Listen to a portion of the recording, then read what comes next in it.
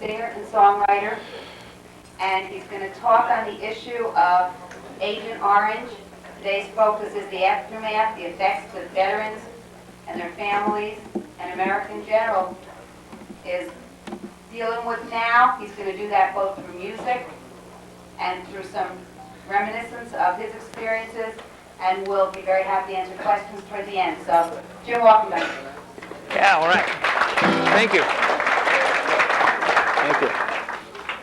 Well, I got drafted in 1969, right out of high school. I had my 19th birthday when I was in Vietnam. I was kind of apolitical, you know. I didn't know that much about what was happening in Vietnam at that time. I didn't find out about the real struggle going on there until after I was in country for some months. But I guess I played guitar since I was a kid. Hey, does anybody in here have a guitar pick?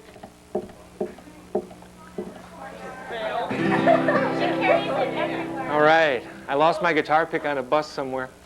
But I played guitar most of my life, and I tend to deal with the stresses of the Vietnam War and just stresses of life in general through music.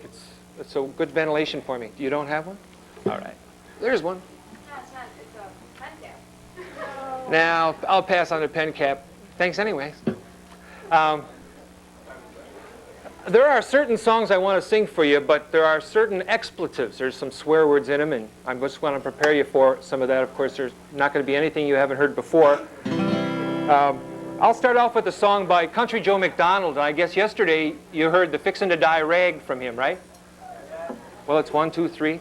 This is a song of his called Vietnam Veterans Still Alive.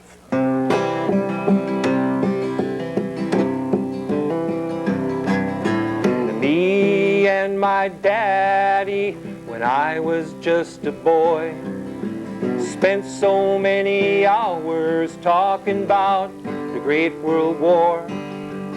I just couldn't wait until I was full grown to go off and wear the uniform. Now I can still remember the day I went away, how the home crowds cheered and the flags and banners waved. When I got up and climbed aboard that plane, I didn't know that things would never be the same. When I come home from the war to a war at home, and I can't help but wonder what it was I'd done. Seemed like I went off to fight the enemy. Now I'm back home and the enemy is me. I said I'm back home and I'm the enemy.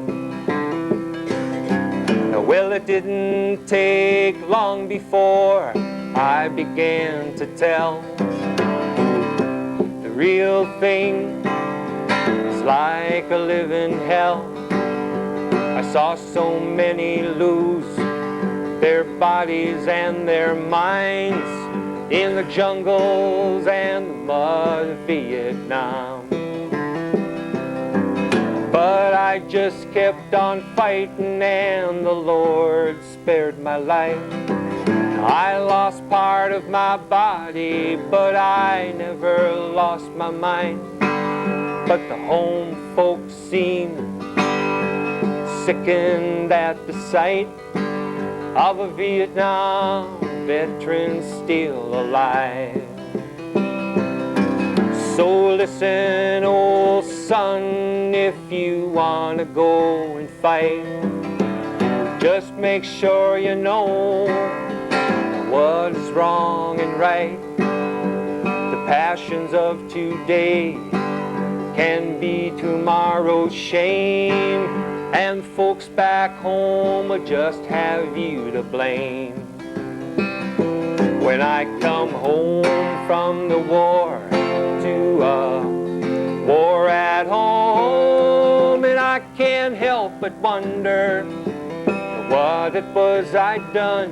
Seemed like I went off to fight the enemy. Now I'm back home and the enemy is me. I said I'm back home and I'm the enemy.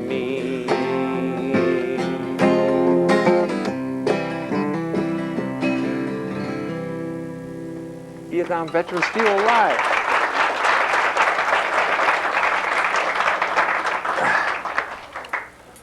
Well, you know, I came home from Vietnam in one piece. I wasn't shot. I wasn't hit with shrapnel.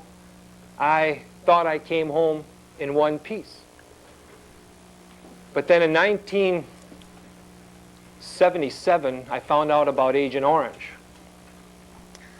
Now, what is Agent Orange? Agent Orange was a chemical defoliant that the government used in the field around perimeters, and it defoliated jungle. It could take triple canopy jungle and reduce it to sticks in 3 days. The first time we were sprayed and we saw this, what happened 2 days later, my friends and I said, geez, look what it's doing to the chlorophyll. What the heck is it doing to us? But we were told, hey, this stuff is safe. It's safe. So they used it on perimeters. They used it to defoliate jungles, to enable the U.S. forces to see enemy positions. And they used a lot of it. Over 50 million gallons between 1941 and 1966. And they continued to use Agent Orange until 1971, the end of 71. That was the end of my tour in Vietnam. Well, I came home and I simply got lost. I went and bought a guitar, a good pair of hiking boots, a good rack and pack, and I went street singing around the whole United States for a year and a half. That's all I did. Was when I needed money, I just went to a street corner and started playing, visiting friends I served with over in Vietnam as the time went on. I didn't tell anybody I was a Vietnam veteran. Nobody. Because shortly after I came home from Vietnam, I went to Madison, Wisconsin to see a friend of mine. And that was where someone, when he mentioned to somebody at a demonstration that I was a Vietnam vet, I had 10 very hostile people looking down my throat. And that was when somebody spit at me. And that stuff really happened. I got married 6 years after I came home. And we started our family. A guitar pick, far out. All right. Say, so my daughter was born, and my daughter and son both were born with birth defects. A waterhead baby, a hydrocephalic condition that where the head swells up. That was when my daughter was born. Now, there was no birth defects or anything like that in my whole family history. Nobody had them. But when my kids were born, they both had multiple serious problems. And I wondered what the hell that was all about. How did that happen? Well, the Agent Orange that they sprayed on us was made of two chemicals, 2,4,5-T, and that has dioxin in it. It's a highly, highly dangerous, poisonous chemical. And 2,4-D. Now, 2,4-D is used by ChemLawn, True Green, Barefoot Grass, all these people that don't want any weeds in their lawns. They'd like to have it painted green. And the dioxin is what buried itself in my genes, in the chromosomes, the things that make life. So my chromosomes weren't healthy. So when I decided to have kids, they weren't born healthy.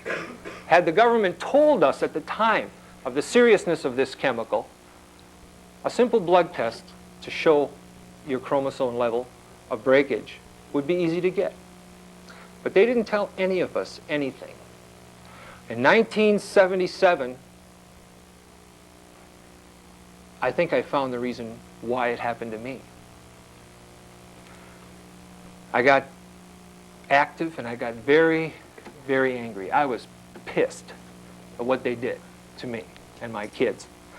So I got active. I worked with a group called Vietnam Veterans Against the War. They were the only group working on Agent Orange. They had some answers for me. And as I found out more about the chemicals that were used, I could find my kids' health problems right there, one after another after another. And I think I found out who poisoned me. So I came home from Vietnam, I thought, whole. But that's not the way it happened for me. And it's the way it happened for many, many other people too that served over there.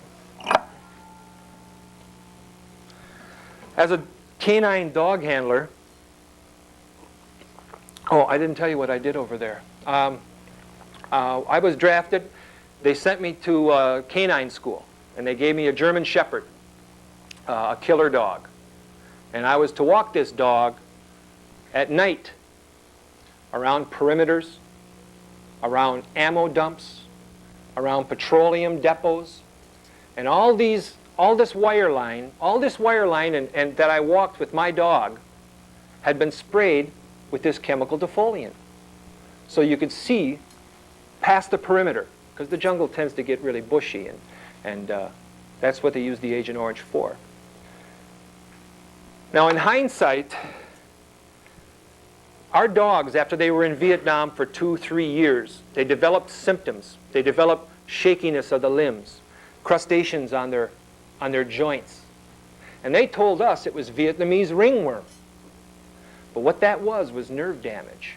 It was the nerve damage and the chloracne rash that Agent Orange causes to happen. I began to show symptoms myself. Numbness in my fingers and feet. Sometimes sleeplessness, personality changes. One thing after another, and I didn't put them all together until I found out about this Agent Orange. Well, 20 million gallons was used in that country, and if you think that I and others like me are having problems with this, think of the Vietnamese. The Vietnamese have lost hundreds of thousands of people, miscarriages, birth defects, and we're responsible for it. Yet what did the government do?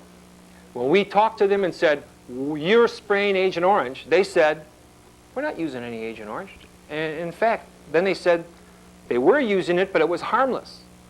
Then about a year later they said, well, we were using it and it was harmless, but it's not that harmless to you.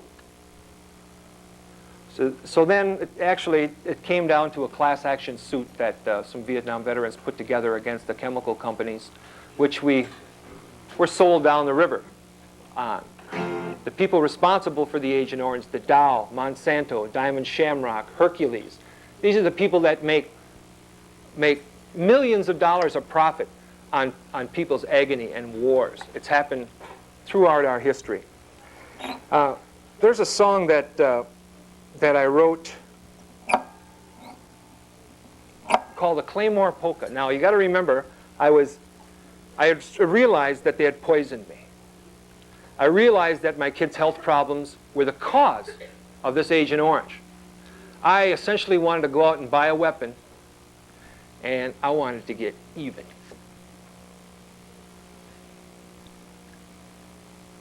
But my wife, who I love dearly, said to me, you bring a piece into the house, the kids and I leave the house. So now I was thinking, Jesus, what the hell, you know? I was feeling frustrated, completely frustrated. So I put in a song everything I'd like to physically do to these people, right? It's called ventilation. It's what they teach us to do at vet centers. We go in there and we ventilate, we get it out of our system, right? Now, a claymore was a mine, banana-shaped, about so wide, so long, and we'd put them on perimeters, and they would shoot out steel pellets in one direction. this way. You never wanted it. They always said front, right? You didn't want to put front behind it because you'd buy it yourself. But so the Claymore was a mine, and this is called the Claymore Polka.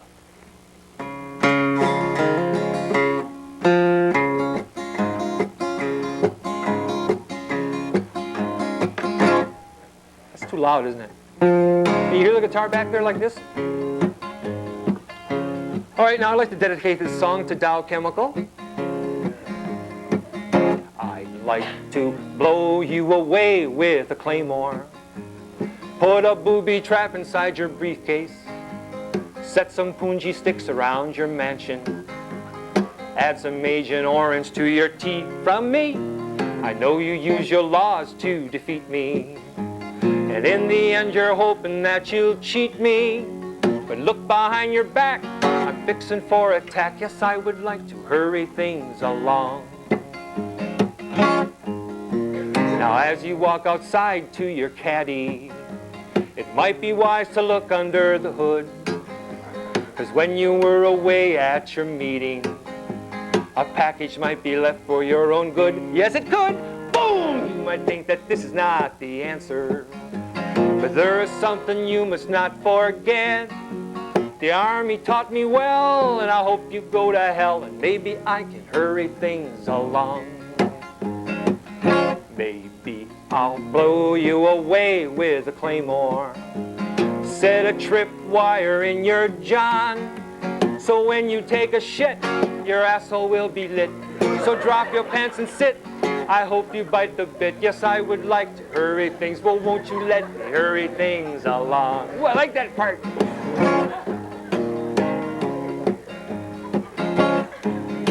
Now, you might think I'm talking revolution, but how much more backstabbing can they fake? There's corporations making all this money. There's senators like Williams on the tape. Yes, I'm your veteran come back, and I'm set for attack. And the Army taught me well, and I hope you go to hell, and maybe I can hurry things. Well, won't you let me hurry things? I'd like to help to hurry things along. Yeah. Boom.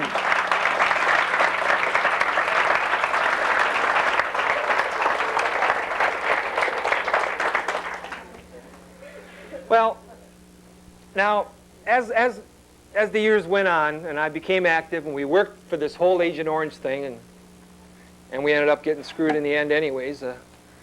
We settled for $180 million, they said. That's a lot of money, huh?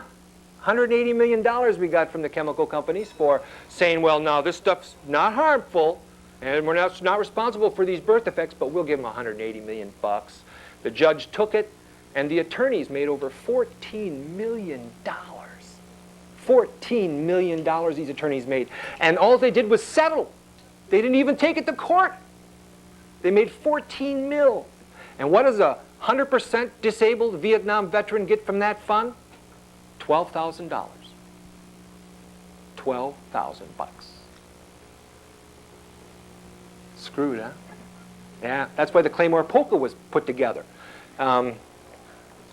But one thing that we, as Vietnam vets, and even yourselves, should think about is domestic exposure, because that's what's going to end up killing me in the end. Because this is an accumulative type poison.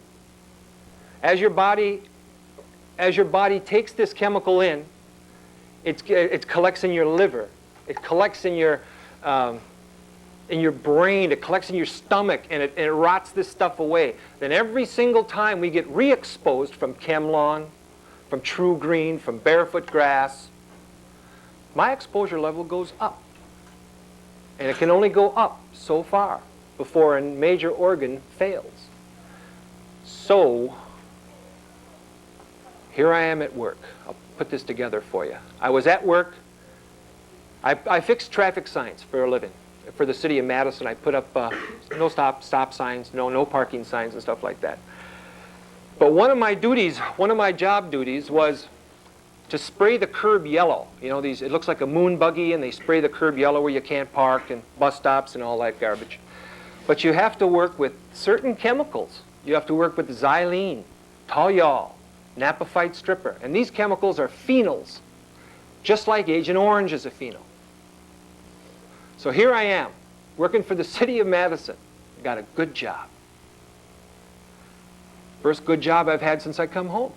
I've had many, many jobs I couldn't stay with for one reason or another. But this one I wanted. I deserved it. Some security for my family. And then my foreman comes up to me one day and says, "You're on the curb sprayer next year." Now, my foreman had 20 years in the Marine Corps. 20 years in the crotch, as we say it. But he said to me, "You're on this machine." I said, "I'm not going to do it." My back was against the wall.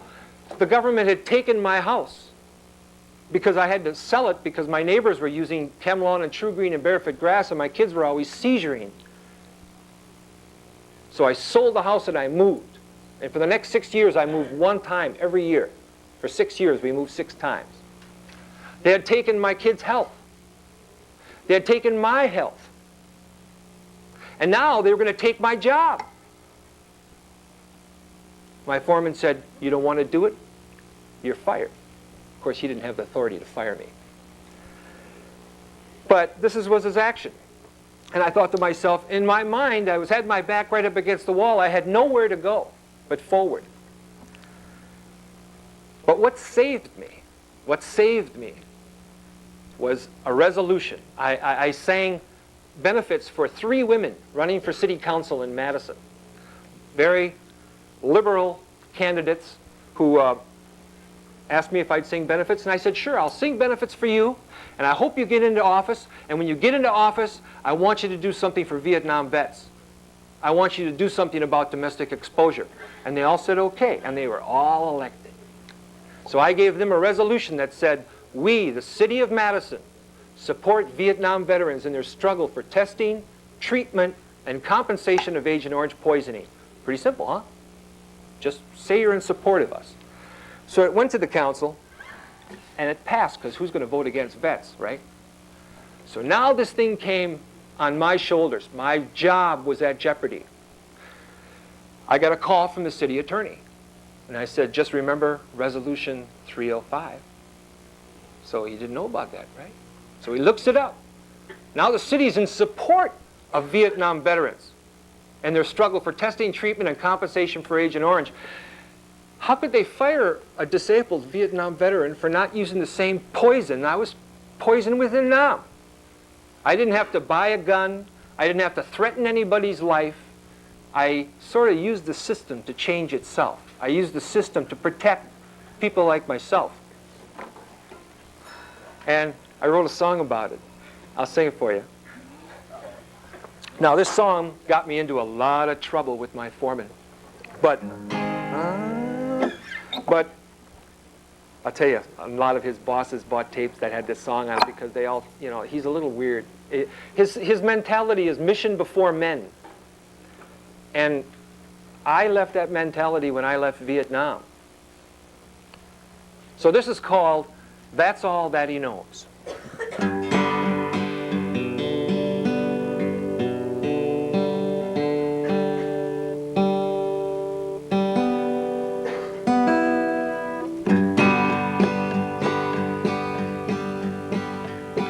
My foreman is an airhead. He likes to count his toes. He sits up in his office, and that's all that he knows. The job that he was hired to do is to oversee his men. He places them on jobs to do, then counts his toes again.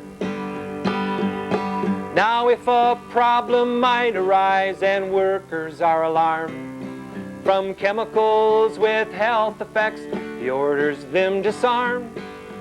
Not to worry, it's okay, the airhead put to me. Just do your job and get back to work, or I'll cut your salary. But then there came a worker who questioned all this crap. I said I wouldn't work with poisons. I dropped that in his lap. That xylene and toluol are phenols that cause death.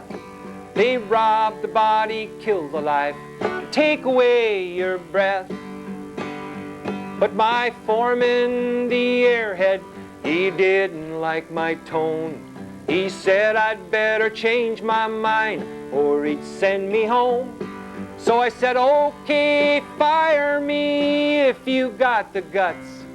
I ain't gonna work with poisons, no ifs or ands or buts.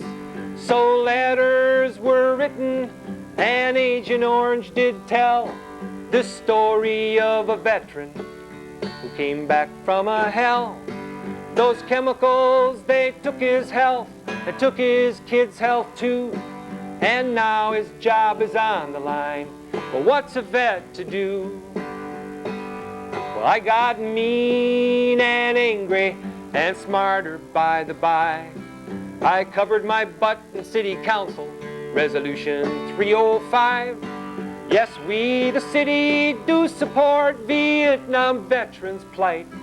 For testing, treatment, compensation, well, it's a veteran's right. But my foreman, the airhead, he didn't know of this, but he found out from his bosses. I think they slapped his wrist. And what the hell, and ho, ho, ho, no more must I expose myself to those poisons. And he's back counting toes. That's my foreman, the airhead, the one who counts his toes. He sits up in his office, and that's all that he knows. Yes, it is. Thank you. So we had a huge problem. We went to Washington, D.C. to lobby Congress, you know, and I got the weirdest vibes in Washington, D.C. I mean, it just felt ugly there. The vibes were terrible, and I thought to myself right then and there, nobody in this town is going to help Vietnam vets. The chemical companies have too much power. They have too much money. They're multinationals that have huge proportion. So I thought the only way to really protect ourselves is to protect where we live. So we started to attack the city council. We asked what chemicals were being used in our parks. I couldn't take my kids to the parks because they take 2,4-D and they'd spray it around all the toys the kids play on because the lawnmowers don't reach there. So they'd spray this chemical that causes my kids to seizure at the parks. They used it on polo grounds, soccer fields, at schools. It was unbelievable. So we did form a coalition and we demanded to know what chemicals the city were using and how much they were using and where they were using. And it took 6 years. Because when we started out, Dow Chemical would send the head of the agronomy department at the UW, who has a PhD, HD, you know, and these people have all these degrees. And they would come in there with their briefcases and say, 2,4-D is no more harmful than carrots. 2,4-D is no more harmful than orange juice. They had the guts to say that. It took 6 years, but we did get some change in town. We don't spray in our parks anymore. We don't spray on the boulevards anymore. We've saved the city thousands of dollars, and they were actually able to hire some special ed teachers with the money they saved. So a lot of things, good things happened with it. But it wasn't until we got mean and angry. Because 3 things happen to Vietnam vets when they come home. 3 things. 1, they kill themselves. The death rate among Vietnam veterans in suicide is larger than, it's higher than the number of people that died in that war. You all know that there's a wall in Washington, D.C., right? A black wall. 58,600 names on that wall. More people have DX'd themselves than died there. That tells you something. Or else they do another thing. They'll get someone else to kill them. A crazed vet. That's all I saw in the early 70s on TV. That crazed Vietnam vet sniping people off the tops of buildings. Schizophrenic. Shooting guns wildly, and all of a sudden someone's got to shoot him. Kill me, kill me. The divorce rate among Vietnam veterans is in the 90% range. I knock some wood. I've been married to 17 years, and luckily things are pretty good, but they weren't always that way. Does anybody have any questions about Agent Orange? Any questions at all about Vietnam or Agent Orange they want to ask me? Not. There's one. Yes. I came in late. I just want to know what it did, what it was used for. It was used to defoliate jungle and jungle grasses. They would spray it over an area, and it would turn into sticks within a day or two. It was basically used for easy detection of the enemy.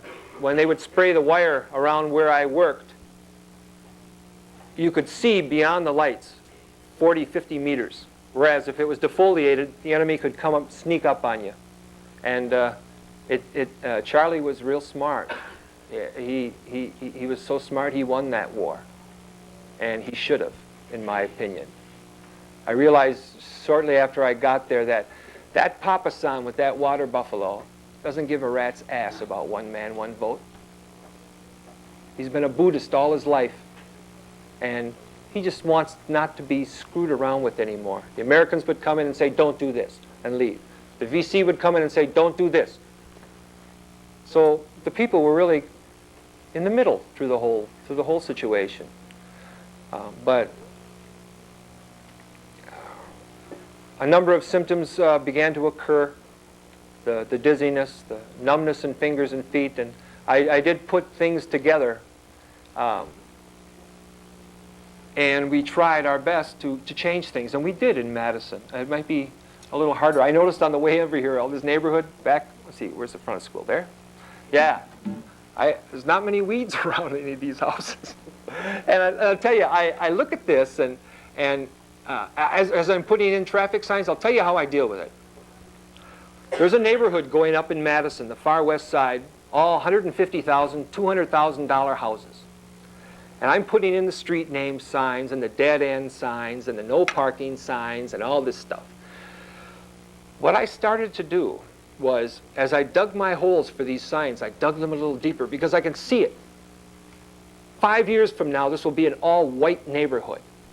These will be all very affluent people. They will be rich yuppies who will take their squeaky clean kids to school every day, and they'll use Chemlon and True Green, and when I got to go to work, God damn it, I'm going to be exposed again. So you know what I've been doing? I haven't told anybody what I've been doing lately. Anybody in Madison anyways, because this might get me into trouble too. But as I dig the holes to put the concrete stub in the ground, I'm digging the holes deeper than I need to. And I throw garbage in them. Right? That's therapy. See, now I'll go through the neighborhood, I've got this shitty attitude, but now I say, hey, I got garbage in your lawn. I got garbage over in your lawn too. This is therapy, folks. And it's little things like that that help a guy like me get by a day. I tell you. I wrote a song about it, but I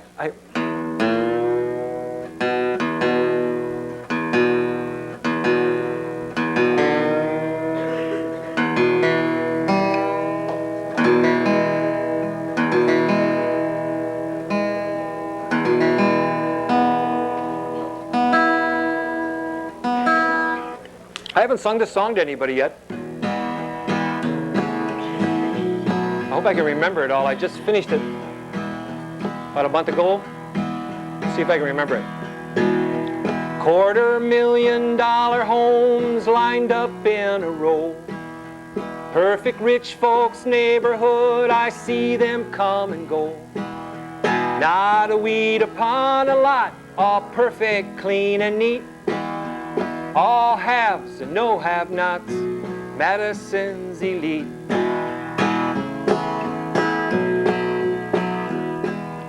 Chemlon and True Green barefoot grass are always there, pushing their poisons and polluting the air.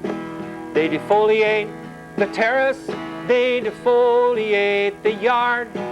They multiply their fortunes, while for me my life gets hard. So as I dig the hole for the stub that holds the sign, I plant some of my garbage underneath that spotless shine. I think I like this therapy, I think it does me good. Certified half crazy and maybe misunderstood.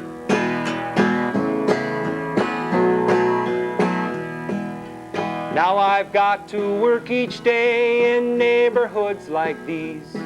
But not all you folks out there use chemicals to please. And those of you who don't use, you deserve a hearty hand. You make this sign man happy, and I appreciate your stand. But I don't think my bosses would really understand the planting of my garbage on defoliated land.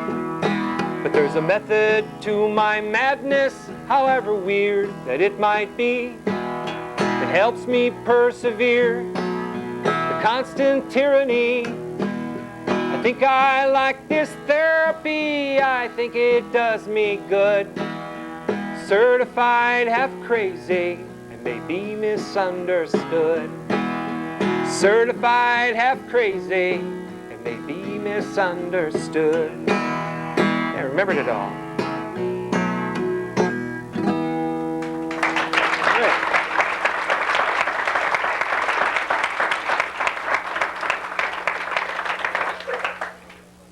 Well, you've talked to a number of Vietnam veterans, right? The last couple of days? I wonder, did anybody ever talk about drugs over in Vietnam? Has anybody brought that subject up? I wondered because it was a real problem over there. Some of the stressors that were coming down for us guys and gals, mostly guys, but it's the first time I ever saw heroin. It's the first time I ever saw pot. Opium, and I can recall one guy in our group, Joe Musical, who started to use heroin. And when we're out at night, that's Charlie's time. When it gets dark, you're in your wire line. We're protected. At night is when the Viet Cong and the North Vietnamese Army did a lot of actions. And Joe, he started doing this heroin, well, we smoked pot, and it was no big deal. But we never smoked pot when we were on post, ever. I never did. Never did drugs. When you're off, it was a different story. But I saw what heroin did to people over there. And here we were in the tropics. We were in the tropics, and everyone had these dog tans, But these guys were anemic. They looked white. They never went out of their hooches. And they couldn't be trusted on post. It ruined a lot of lives over there. And I think a real sad thing about that is that the United States government sold heroin on the market to help finance the war. Just like Ollie North sold plane loads of cocaine to buy arms for the Contras. It's been happening a long time. And stuff like this you've got to know. Because some of you might end up going into the military. You might end up in the same situation I was in. And I want to tell you, if there's a lot of jungles down in Central America, in Honduras and Nicaragua, the rainforests. The government has been trying to push defoliation of some of these countries quite some time, and you might find yourself in the same situation. And what does anybody ever want out of life? What you want is you want to end up with a happy family, and like when my wife was pregnant, somebody would say, "Well, what do you want, a boy or a girl?" The same answer to that question happens all the time. It doesn't matter, as long as it's healthy. Well, I don't have healthy kids. And I will never have healthy kids. And there's a possibility that my children will never have healthy kids, because their chromosomes are also broken beyond an acceptable limit. So a lot of that stuff hurts. that really hurts, that my country, who I believed in so much, would turn around and do that to me. It made me very angry and disillusioned. That's why my t-shirt says, I love my country, but I can't trust my government. And it has a real truism in that. I think I'd like to finish with a song I wrote about my kids, and it's called Hurting More.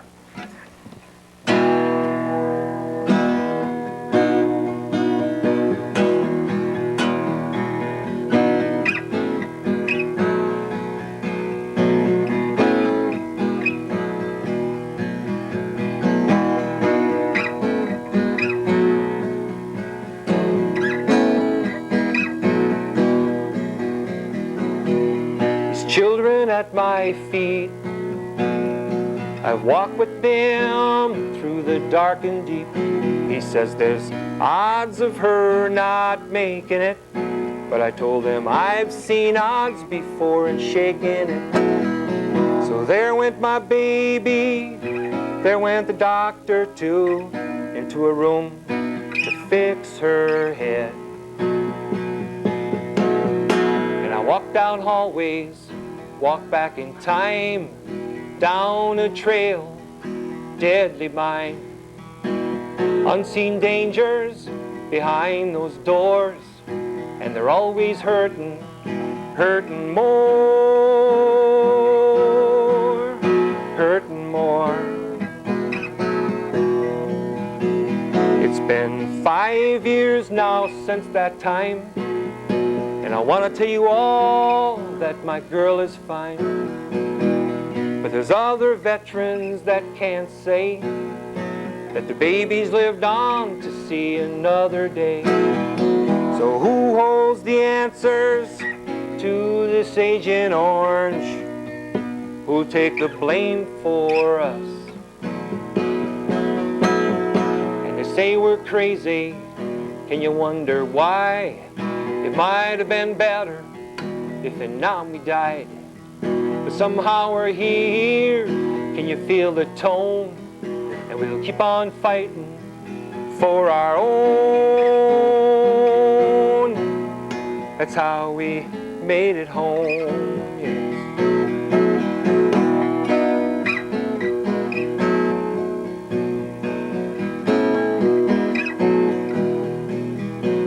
Now my second baby was born to me, my Zachary, my boy baby, with twisted legs and broken sight.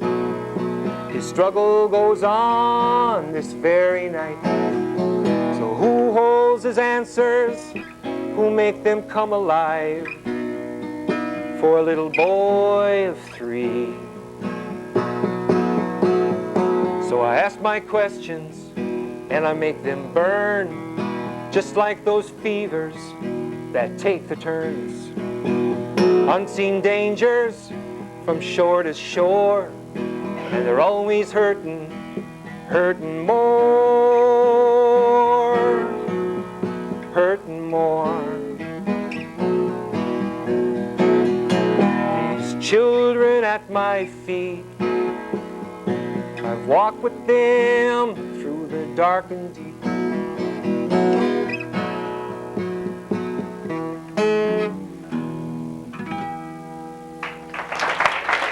Thank you.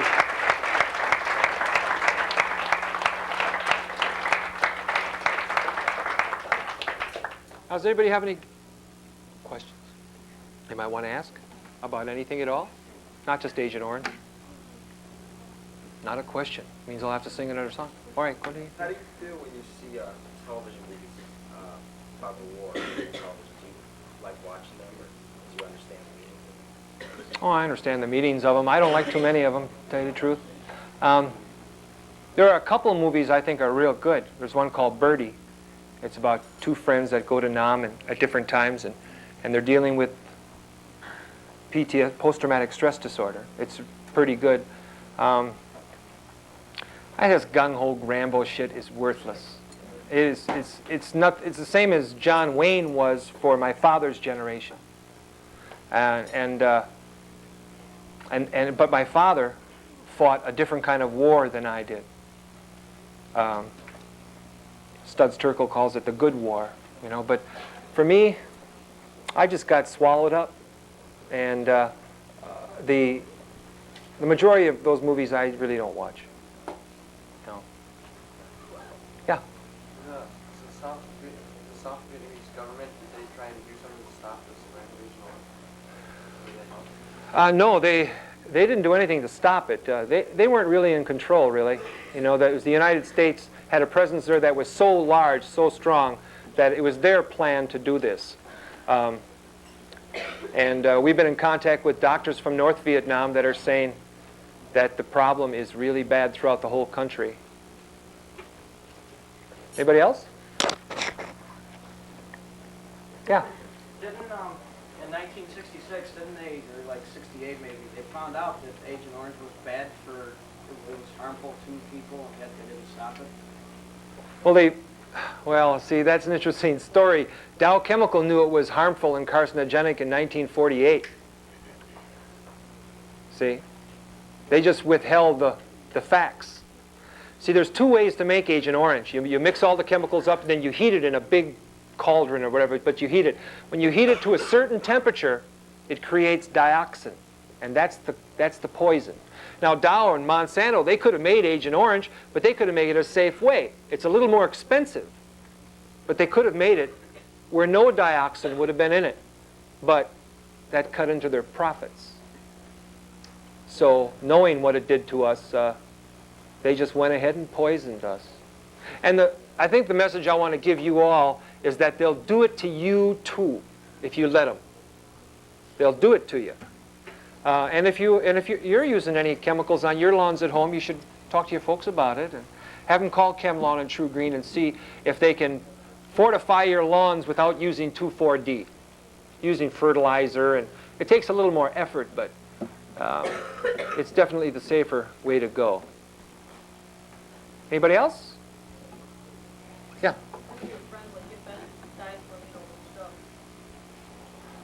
From drugs or Agent Orange? I had two friends OD. They came home with a heroin habit they couldn't handle and didn't get it under control, and they ended up very dead. Yes? How's your kid? Well, look, my kids are doing okay. It's an everyday struggle. You know, I'm really lucky. I've met Vietnam veterans in this struggle. I've met Vietnam veterans whose kids were born in pieces, whose kids were born without arms or legs, without parts of their skull. It's horrendous what this really does to infants in the womb.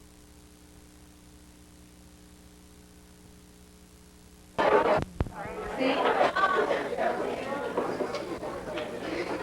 Today is the last day. Oh, we still got some people coming in. You might want to sit in the forefront.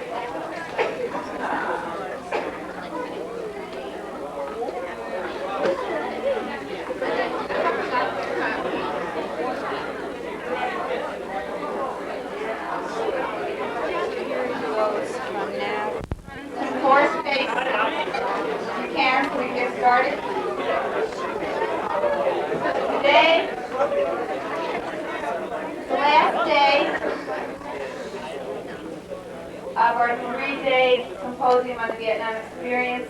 A number of you have heard a number of speakers yesterday, the day before, and some of you were here earlier today. Today we're focusing on the effects of the war, and our speaker today is Barry Romo.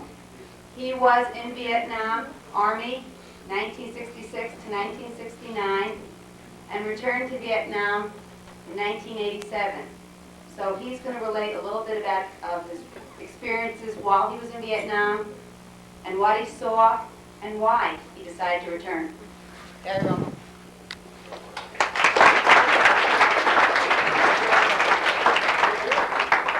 Can people hear me if I talk over here?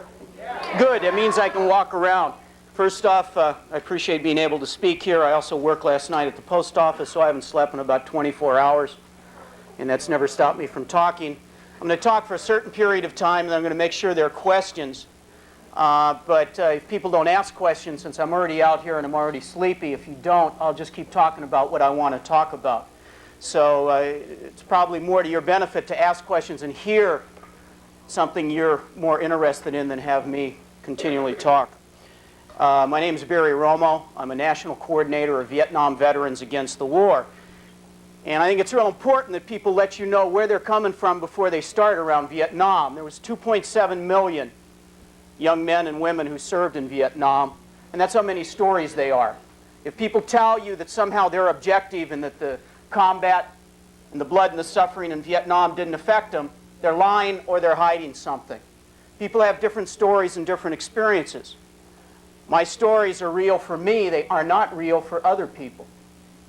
My experience of being in Vietnam in 1967-68 was real, but it was a different war during the Tet Offensive than it was in '61 when we were over there just flying helicopters and advisors.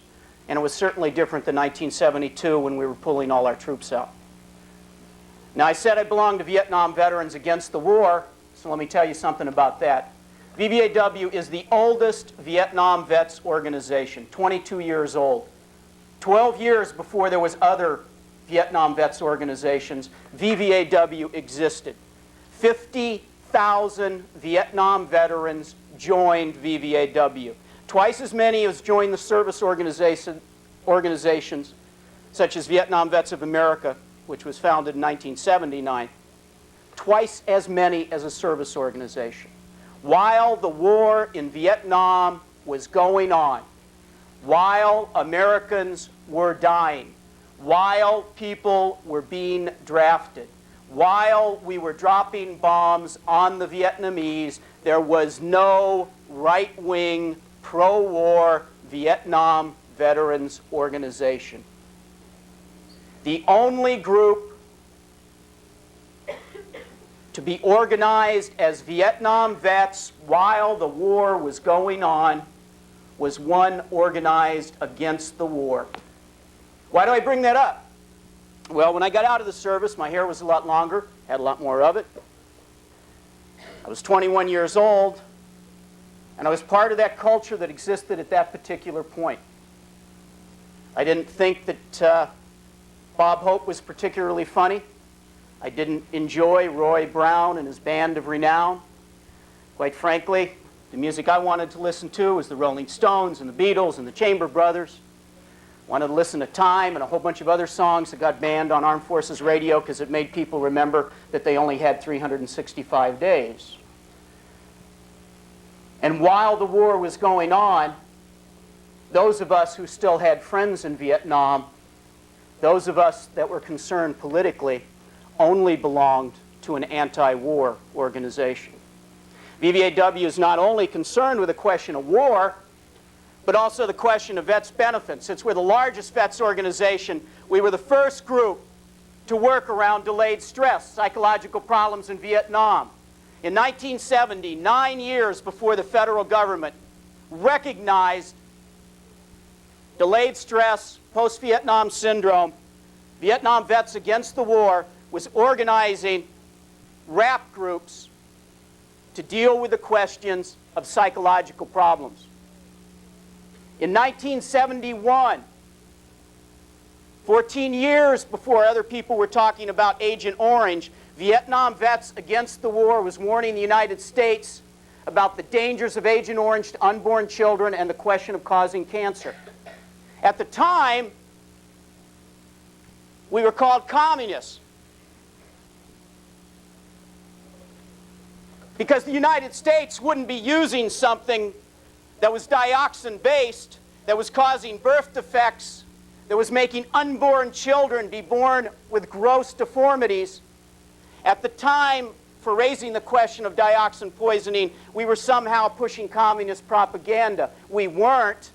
And 14 years later, the chemical companies paid up to 20,000 Vietnam vets and their families $180 million, the largest court settlement to that point, because dioxin-based chemicals, in fact, did kill Vietnam vets, did cause birth defects, because it was a carcinogen. Now, I wasn't always left-wing. In fact, I had 12 years of Catholic education, 4 years of Catholic high school, and an all-boys high school. Good Jesuits, a couple of diocesan fathers. I was going to be a priest. I spent a little bit of time, for those of you Catholics, in a Trappist monastery. Yeah, that's one of those places where you can't talk except to pray to God. And I enlisted in the service after 12 years of Catholic school, after being president of the junior Republicans in my high school, after working for Barry Goldwater in 1964, because I thought that the problems of the world stemmed from the international communist conspiracy. And because I thought that I would be going to Vietnam to fight for freedom and justice. I didn't enlist in the service because I wanted to invade a foreign country. I didn't enlist in the service because I wanted to do something bad. The main reason was a combination of feeling an empathy towards Catholics in Vietnam, to get out of my home. My father's Mexican, my mother's a British war bride.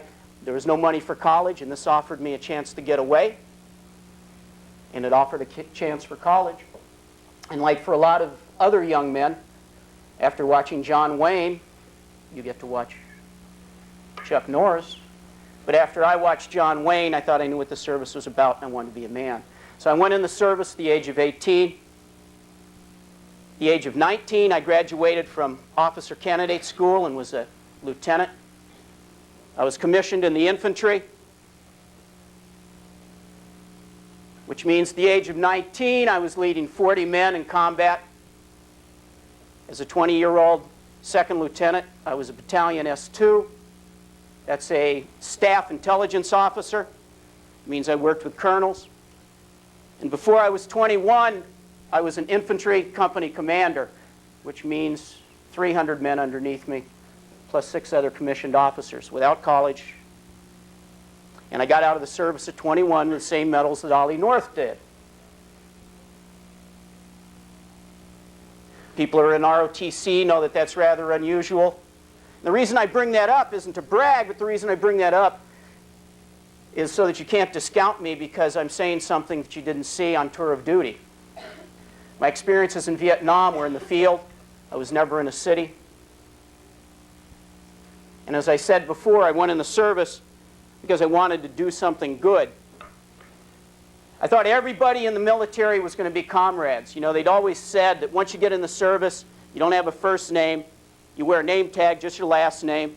You all wear green uniforms. They cut your hair off. And I thought we were going to be this one great brotherhood that was going to fight the communists. And I was told there wasn't going to be race or racism or color, and that's what I thought would exist in the service. The problem was that the same racism that existed in society as a whole not only existed in the military, but it was amplified by the military. When I was in basic training, we were sitting up in the bleachers. 300-400 of us, 18, 19-year-olds, no hair, looking down on a drill instructor. And the drill instructor looked up in this crowd as we were on the rifle range to be trained with the M14. That was before we even had the M16. And he looked in the crowd and he saw a Japanese American. And looking up there, he said to us, "You see that gook? That's the same thing you're going to be fighting in Vietnam." Now, it didn't matter to that drill instructor that that gook was a Japanese American, that he was wearing a U.S. uniform. What mattered to him was the skin color was slightly different and the shape of his eyes was different. And that was what we were going to be killing in Vietnam. And that continued throughout the service. Black people were asked to die in Vietnam for freedom and democracy, and they weren't allowed to vote in Mississippi. Black people were asked to die for the right to vote and freedom and democracy in Vietnam, and if they won the Medal of Honor, they couldn't get buried in white cemeteries in Georgia. After I was an instructor at an escape and evasion course, I was sent to Vietnam where I became a platoon leader. One of the things that bothers me is that when you see the movies, you get a real warped idea about what combat is all about. If you watch Tour of Duty, you think that combat is going out on a patrol, maybe getting shot, people getting hurt, and after a short foray out in the jungles, you end up back in some base camp with homes, possibly talking to nurses, drinking and talking about the day's activities. I was not in a special unit. I was just a straight-leg infantry officer. That meant not airborne, not ranger, not special forces, 196th Light Infantry Brigade. And what we would do is that we would go out on a search and destroy mission. That meant we got up at 5 o'clock in the morning. We cooked some food, C rations, maybe made some coffee, put an 80 to 100 pound pack on our backs, and we started walking. And in the morning it was probably 80 degrees, but that felt cool because you could expect by noon it to be 120. And then what you would do is you would walk.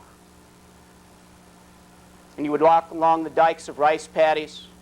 You would walk at the edge of villages. You would walk at the edge of the jungles. You wouldn't walk on the trail because of the question of mines, but you would keep walking. And you'd wait. Because in Vietnam, 80% of all combat was initiated by the Viet Cong and the North Vietnamese. 80% of the time. That means 8 out of 10 times when the shooting started, they started it. It meant that when we got flown out to an area on helicopters, they decided when they wanted to fight. And so we would get up early in the morning, put on a 100-pound pack, and we'd start walking, and it would get to be 100 degrees, and we'd stop at noon, and we'd eat a meal out of our backpack, C rations. And then we'd get on the rice dikes again, and we would walk, and we would walk, and we would wait to be shot at, and we would wait for someone to step on a mine, and we would walk. And when we went by villages, the Vietnamese did not meet us at the entrance to those villages with flowers. More than likely, they met us with hand grenades. And the unreality of the World War II flicks became very real, as the Vietnamese obviously didn't want us there, because if we would ask where the Viet Cong or the North Vietnamese were, they just sort of looked at the ground or looked around and said nothing and didn't smile, and we would keep walking. And it'd get to be about 5 o'clock, and we'd stop. We'd eat some more food out of our backpack, more C rations, ham and lima beans mixed in one can. Maybe we'd make some coffee. By 6 or 6:30, as dusk happened, we would break down into 8 men, ambush units, and then we would move out at dusk. And you don't sleep at night in combat. You stay awake 2 hours, and then you sleep 2 hours, then you stay awake for 2 hours, then you sleep for 2 hours, and then you get up, and it's 5 o'clock in the morning, and you eat some food out of your backpack, and maybe you have some coffee. Then you put 100 pounds on your back, and at 6 o'clock you start walking, and you walk, and you walk, and you wait for someone to step on a mine. And 15,000, 1/3 of all combat deaths, were from mines and booby traps. And you can't shoot at somebody when you step on a mine. A person just loses a part of their body or dies, and then you keep on walking. Only 10% of all the goods that the North Vietnamese and the Viet Cong used in the South ever came down the Ho Chi Minh Trail or were shipped in through Sihanoukville in Kampuchea. 90% of all the goods the Viet Cong and the North Vietnamese used, according to the U.S. Army and the CIA, were either built, stolen, or bought off the Saigon government. All the Viet Cong and the North Vietnamese had to send down per day to keep their units fighting was 30 deuce-and-a-half trucks. That's all it had to make it through. And one of the mines the Viet Cong and the North Vietnamese liked to use most was something called a bouncing Betty. Bouncing Betty was a mine developed by the United States in the Korean War, and it's a U-shaped mine. One end about the size of a pencil, sticks out of the ground. There's a detonator or a sensor at the top, 3-pronged. And what happens is that you step on one end of the U.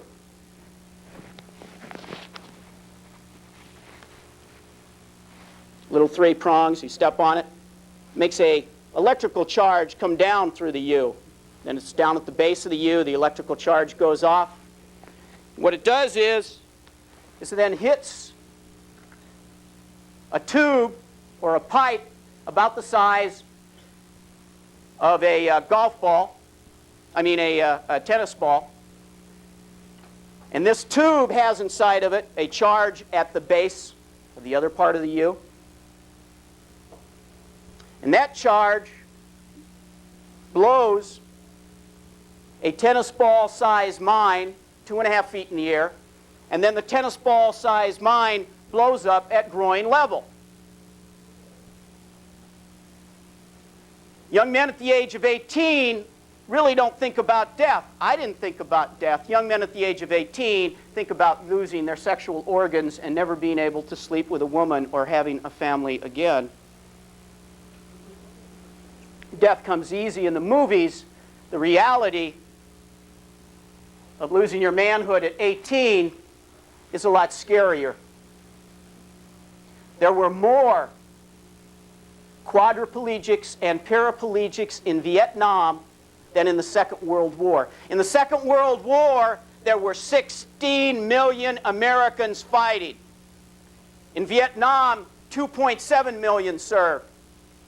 And yet in Vietnam, more Americans came back alive without their legs, without their arms, than in the Second World War. There were as many Marine casualties in Vietnam as in the Second World War. What there wasn't was the deaths. See, we got real good at medicine.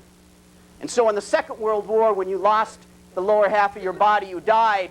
In Vietnam, you got to live for 20 years longer of women not wanting to have anything to do with you and you knowing you're not going to have any future.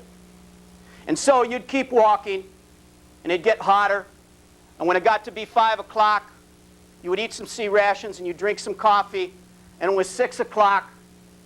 You'd break up into 8-man units. And then you'd go to sleep for 2 hours, and you'd stay awake for 2 hours, and you'd go to sleep for 2 hours, and you would do that for 45 days at a time. You would end up going days without sleep. You would end up getting shot at, and it would almost become a relief that there was somebody for you to shoot back at. When Bob Hope came to Vietnam, out of my battalion of 800 men, 1 person got to go. The rest of the people that got to see Bob Hope were rear area people, people that weren't out in the jungle. See, only 10% of us fought in the fields of Vietnam. The other 90% were support troops. And see, when Bob Hope came to Vietnam, he would have all of these important people. And so the infantry units couldn't come in to see Bob Hope, because if we came in, the Viet Cong would go where we had left, they'd mortar the place, and they would be able to get big American casualties. And so those of us that spent 40 days in the field ended up going on 24-hour patrols when groups like Bob Hope came over, because we had to make sure that Bob Hope didn't get mortared. And so our Christmas present was that we got to hope that we didn't step on a mine that blew our gonads off, so Bob Hope could have a Chevrolet special, and all the Americans at home could feel good about that great Christmas time we were having.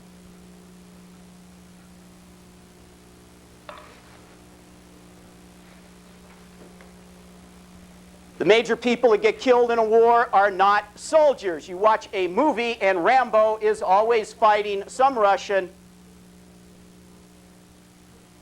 some Vietnamese, and if there's a civilian that gets in the way, it's because the commies killed them.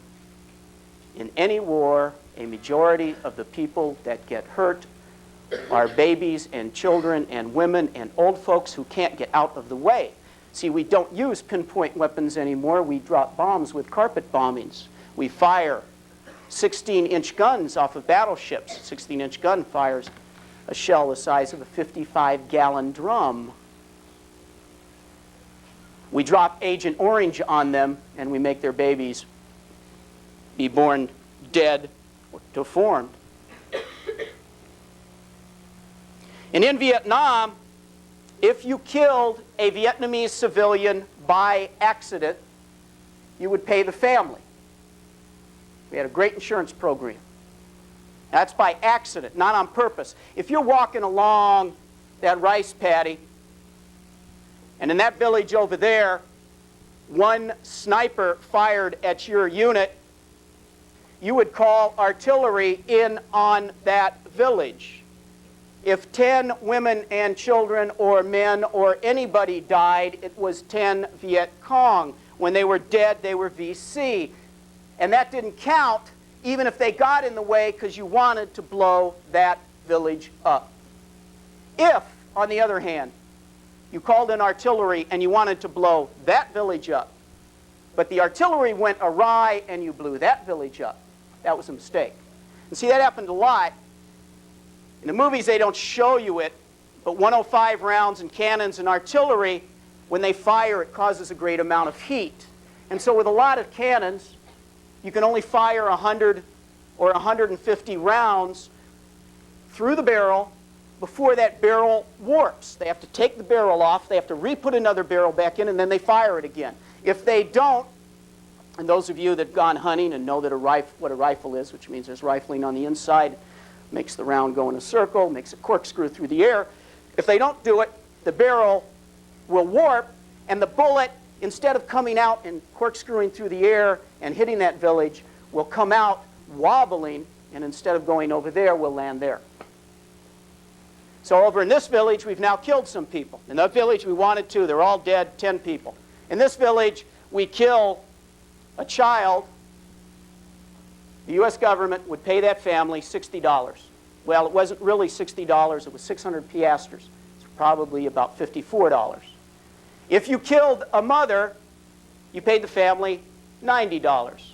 If you killed the father, the breadwinner, you paid the family $120. Now you'll say, it's a third world country, life is cheap, these people are rice farmers anyway, 60, 90, 120 is a lot of money. There's only a problem with this. See, if we were walking down this trail and we took rounds from that village, we could blow it up. But if we were walking down this trail and there was a Michelin rubber plantation over there, we couldn't fire into it. I was real stupid when I was in Vietnam. When people told me about Michelin rubber, I sort of thought it was a tree. You know, I thought it was like an oak. I thought it was a type of rubber tree. It wasn't until I came back to the United States and I was watching a ball game and I saw this man made out of rubber tires, you know, coming out telling you to buy Radio Lexus, that I realized that I was fighting in Vietnam so people back here could drive during rainy weather with cheap tires on their new Oldsmobile. It didn't sit right. But if, by accident, we blew up a tree that was in that Michelin rubber plantation, we paid Michelin $600.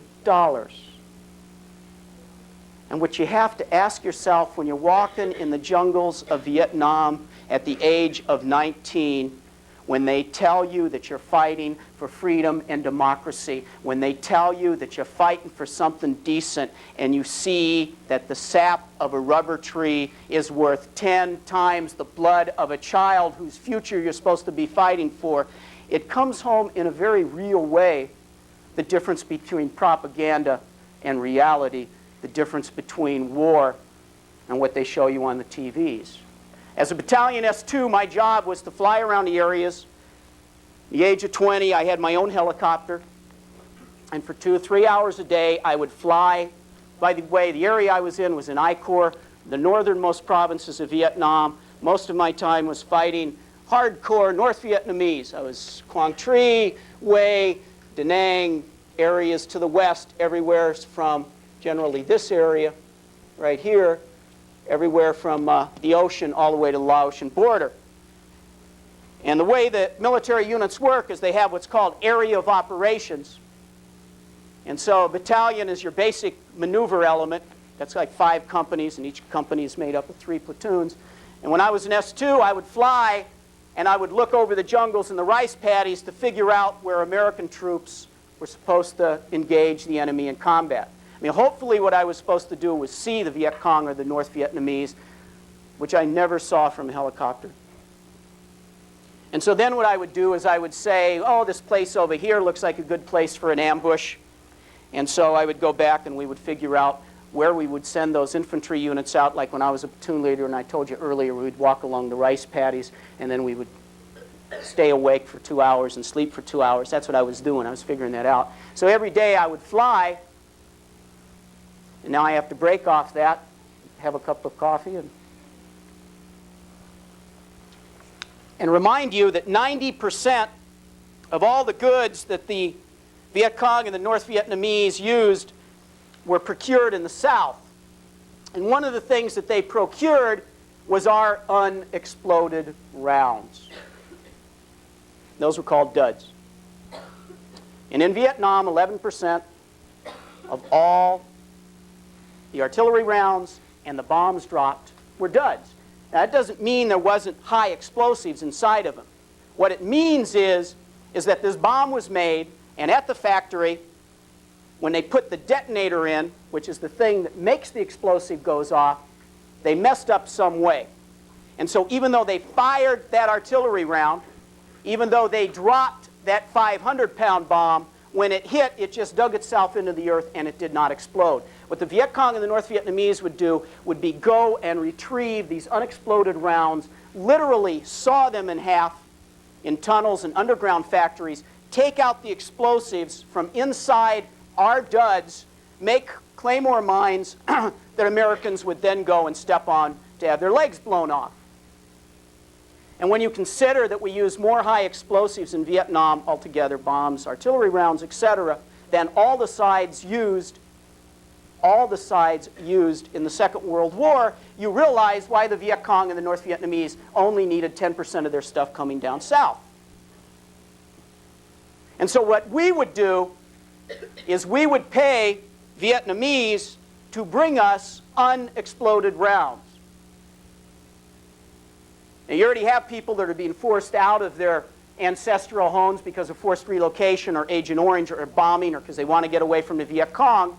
So what they would do is cluster around military bases. Some of them would turn to pushing drugs. Most of them would turn towards prostitution and pimping. And a whole other sector would try to find other ways to live. And one of the ways that they could live was going out, finding unexploded rounds, carrying them back to the base camp, and selling them back to us. We paid them $1. One morning, as I was lifting up in my helicopter, there was an explosion on the far side of the base camp. So the base camp at Tam Key, Quay Son Valley. And I was directed by the TOC, the Tactical Operations Center, to fly over to the other side, that there were Vietnamese civilians that had been injured. I took my helicopter. I didn't fly it, told the guy who flew it. So I was sitting in the back. Fly to the other side of the base. He flew to the other side of the base, and it isn't like in the movies. These are a bunch of sandbag bunkers. It's settled around a small rise in the paddy area. And what had happened was 4 or 5 Vietnamese children, somewhere between the ages of 9 and 14, were bringing back a white phosphorus artillery round, a 105. The 105, for whatever reason, while they were carrying it, while they jarred it, the detonator had gone off. That meant that the 105 white phosphorus round exploded. 3 or 4 of the Vietnamese children ceased to exist. They were vaporized. There was nothing left. One little girl, somewhere between the ages of 10 and 14, and I don't know her age, burned totally from the neck down, but with her face still intact, was left alive. And so what I did was grab her and put her on the helicopter. White phosphorus is a chemical that was developed in the Second World War by the United States for use against Japan. It's a chemical that burns even if you put water on it. In training, you are trained that if white phosphorus lands on you, you don't stick your hand in water. Because what will happen is literally will continue to burn right the way through you. So what you're trained in military training is that if white phosphorus lands on you, you turn it over, you let it burn out the same hole that it came in. So this little girl was bringing us back with her friends, a 105 round. It exploded. Her friends ceased to exist. She had burns over her body. I wrapped her in my poncho, which is like a plastic rain slick. The reason is that when you're covered in blood, in scabs, in burning flesh, you tend to stick to metal. The bottom of the helicopter is metal. I had to put her there. If I would have laid her just on the metal floor, she would have stuck to the floor of the helicopter. So wrapped in a poncho, I sat next to her, and we flew to the Marine MASH unit at Chulai. And I don't know how long it took, and while we were going there, this little girl whimpered, but she didn't cry because she was in shock. I carried her in my arms out of the helicopter to the MASH unit, and unlike Hawkeye and what you see on Channel 32, I was met at the door by a doctor who said, "We don't treat Vietnamese nationals here. Take her to the Catholic hospital at Tam Key." It didn't matter that this was supposedly the future we were fighting for. It didn't matter that it was a little girl burned because of U.S. military weapons. It didn't matter that this little girl was returning mines that could kill Americans. The only thing that mattered to that doctor, that hospital, and military regulations was that she was a gook. I held her at the bottom of the helicopter, and we started to fly towards Tam Key. If any of you have ever been injured very badly, car accident, a fire, you know that initially you don't feel pain. It's because of shock. It's a wonderful thing. It gives yourself a time to survive. And this little girl who had previously just been whimpering, all of a sudden felt the pain and started to scream and cry. And so I had to hold her at the bottom of the helicopters, because unlike the movies, you don't have doors on helicopters in combat. And I held her to the bottom of the helicopter, and we flew for what seemed like forever. I jumped out of the helicopter, I handed her to a nun, and I don't know what happened to her.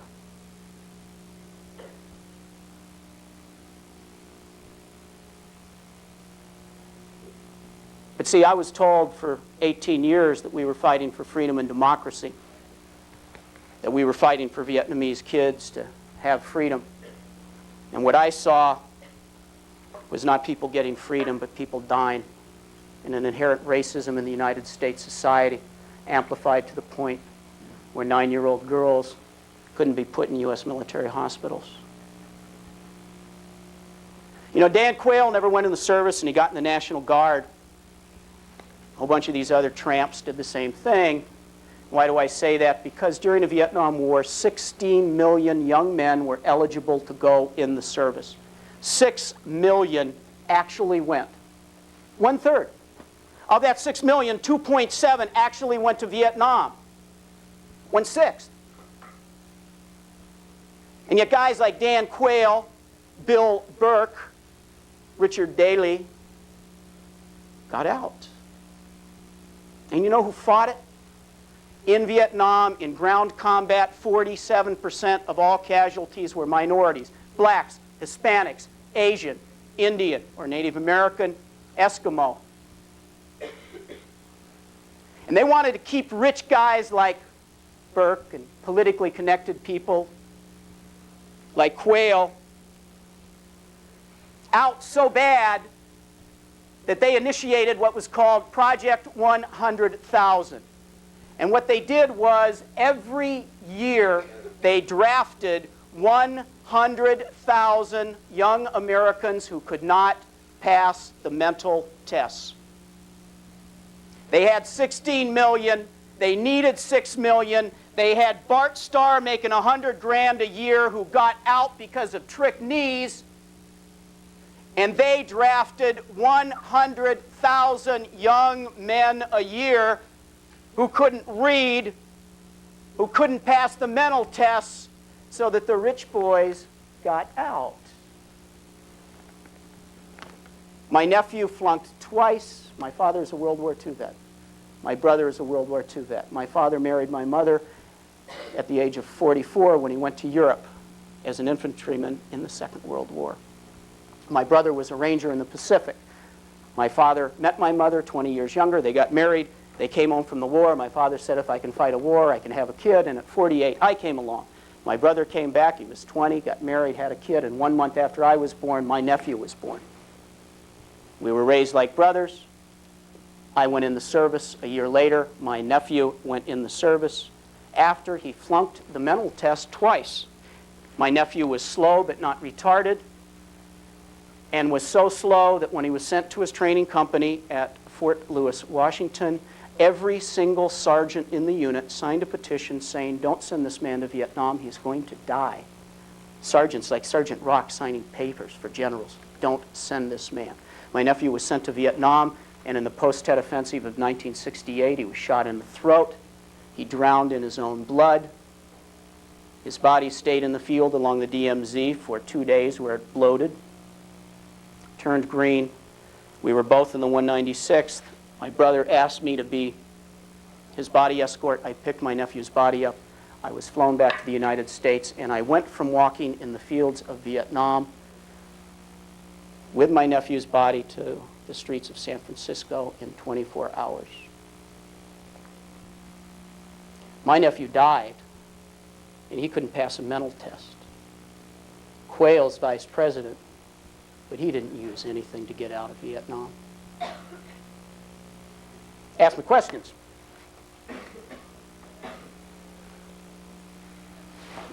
What are your reactions to all like the movies and all that stuff? My first reaction is there is not one movie been made that shows the Vietnamese side. The Vietnamese in every single movie except Good Morning Vietnam shows the Vietnamese as cardboard characters, really more akin to our World War II propaganda flicks around Japanese than the Vietnamese. And I don't like that. We make movies showing Nazis as human beings. And we can't make movies of 80-year-olds in the Viet Cong, 80-year-old grandmothers fighting foreign invaders. The other thing I don't like is the portrayal of minorities in movies.